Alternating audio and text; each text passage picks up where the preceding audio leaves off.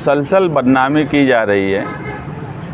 और किरीट सोमैया 17 जनवरी को मालेगांव वापस आए और मुसलसल वो मालेगांव आ रहे हैं और जो बयानात दे रहे हैं उससे कहीं ना कहीं ये जाहिर हो रहा है कि मालेगांव शहर को जानबूझकर टारगेट किया जा रहा है। पिछले हफ्ते में आसिफ शेख की तरफ से एक कमेटी आई थी।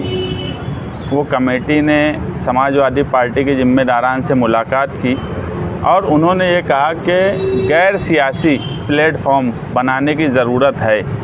और हम ये बात मानते हैं कि जब शहर पर मुसीबत आए तो निहाल साहब के वक्त से हमेशा से हमने ये कोशिश की है कि जब मालेगांव शहर पर मुसीबत आती है तो हम गैर सियासी तौर पर एक साथ सबको जमा करने का काम करते हैं। और उनकी इस पहल को हम कहीं ना कहीं शहर के हक़ में मानते हैं। इसलिए हमने तय किया कि एक कमेटी हम बनाएंगे, एक कमेटी उनकी बनाई हुई है और आगे जो है मिलकर गैर सियासी तौर पर कमेटी का एक नाम रखा जाए और शहर को बचाने के लिए काम किया जाए।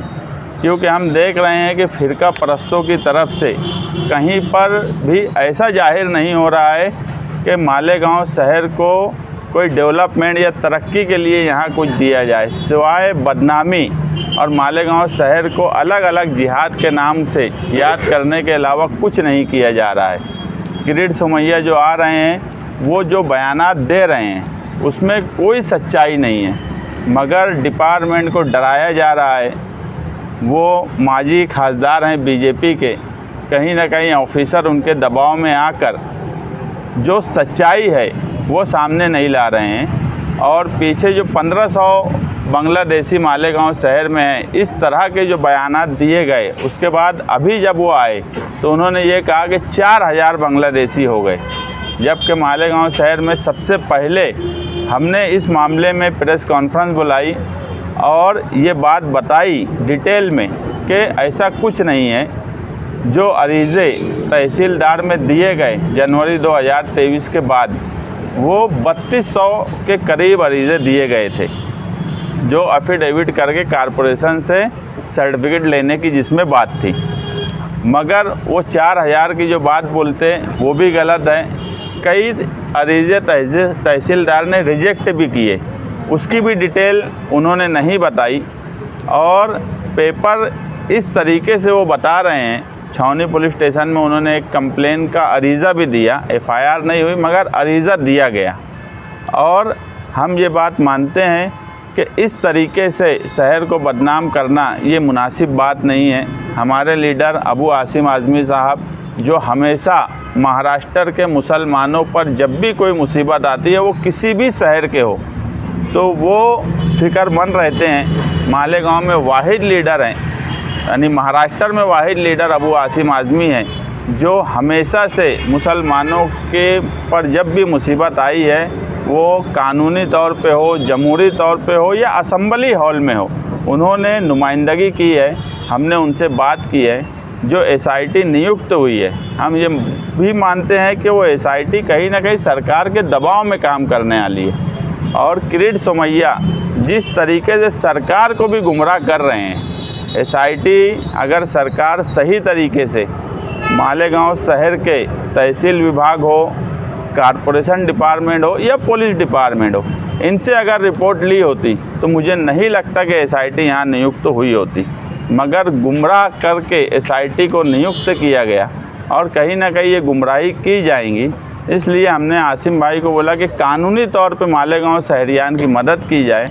उसके लिए वो भी रज़ामंद है कि मालेगांव शहर की कानूनी तौर पे वो मदद करें। और अगर गैर सियासी प्लेटफॉर्म एक बनेगा तो हम आसिफ शेख से भी यही कहेंगे कि आज महाराष्ट्र में अबू आसिम आज़मी साहब जो हैं वो कहीं ना कहीं मुसलमानों की नुमाइंदगी करते हैं, उनसे चल के मिला जाए और कानूनी तौर पे वो हमारी क्या मदद करेंगे उनसे मदद ली जाए। ज़रूरत पड़े तो हाई कोर्ट में भी चैलेंज किया जाए, ऐसी हमारी कोशिश है।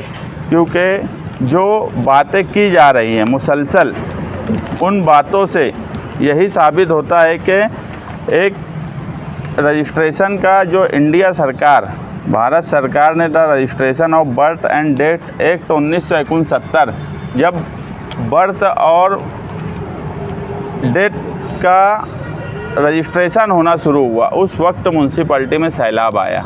वहाँ से सारे सर्टिफिकेट जो थे वो ज़ाय हो गए और हमेशा कॉरपोरेशन ऑफ या पहले म्यूनसिपैलिटी उन्होंने यही कहा कि 1969 से पहले का रिकॉर्ड उनके पास नहीं है। कई मुद्दे ऐसे हैं जो लोगों के सामने, ख़ास तौर से मालेगांव बाहर जो लोग रहते हैं महाराष्ट्र भर में, उनके सामने ये सब बातें आना ज़रूरी है। इसलिए हमने आज प्रेस कॉन्फ्रेंस बुलाई है और हमने एक कमेटी बनाई है। उस कमेटी में अलहाज कारी जैनुल आबदीन साहब, अब्दुल रशीद सेठ एवले आले, अतर हुसैन अशरफ़ी, एडवोकेट तौसीफ़ शेख, सुहेल अब्दुल करीम, अब्दुल बाकी रासन वाले, मौलाना जाहिद नदवी, रिजवान खान सर, मुशरफ खान रंगाड़ी, कलीम भैया लाल शाह, शेख अनीस मिस्त्री, डॉक्टर रेहान रहमी, आमिन फ़ारूक, मसीउल्लाह बेस्ट और अस्पाक मेंबर, ऐसा 15 लोगों की हमने एक कमेटी बनाई है जो मुश्तरका तौर पर शहर में एक प्लेटफॉर्म बनाकर, और इसमें जो है हम जो लोग समाजी कामकाज करते हैं और जो भी सियासी तौर पर कामकाज करने वाली पार्टियां मालेगांव शहर में छोटी बड़ी हैं, उनको सबको एक प्लेटफॉर्म लाकर हम शहर की नुमाइंदगी करना चाहते हैं, ताकि अगर आने वाले वक्त में शहर को या शहरियान को कोई तकलीफ़ हो तो उनकी कानूनी मदद की जाए, उनकी सियासी मदद की जाए, उनकी जमहूरी मदद की जाए। दूसरी एक बात, किरीट सोमैया ने जो एक बात बोली कि मालेगांव शहर में एक सियासी लीडर जो आतंकवादी संगठन से मुंसलिक है, हम ये बात भले ही हमारे मुखालफिन क्यों ना हो, हम मालेगांव शहर में ये बात मानते हैं कि मालेगांव शहर का कोई भी सियासी, समाजी या आम आदमी कभी भी कोई ऐसी एक्टिविटीज़ नहीं कर सकता जो मुल्क के ख़िलाफ़ हो। वो भले ही हमारे मुखालिफ क्यों ना हो, मगर कोई ऐसी एक्टिविटीज़ मालेगांव शहर में कभी नहीं हो सकती। ये शहर हमेशा सेकुलर रहा है और सेकुलर ही रहेगा। इसलिए हम ये एक प्लेटफॉर्म बनाने वाले हैं और 26 जनवरी, हमने इससे पहले भी कहा था कि 26 जनवरी, आने वाली 26 जनवरी के बाद हम इस शहर में बांग्लादेशी के मामले में एक तहरीक चलाना पड़े, कानूनी तौर पे कोई काज करना पड़े, या एक प्लेटफॉर्म बनाकर सबको जमा करके कोई आंदोलन करना पड़े, हम उसकी तैयारी में लगे हुए हैं।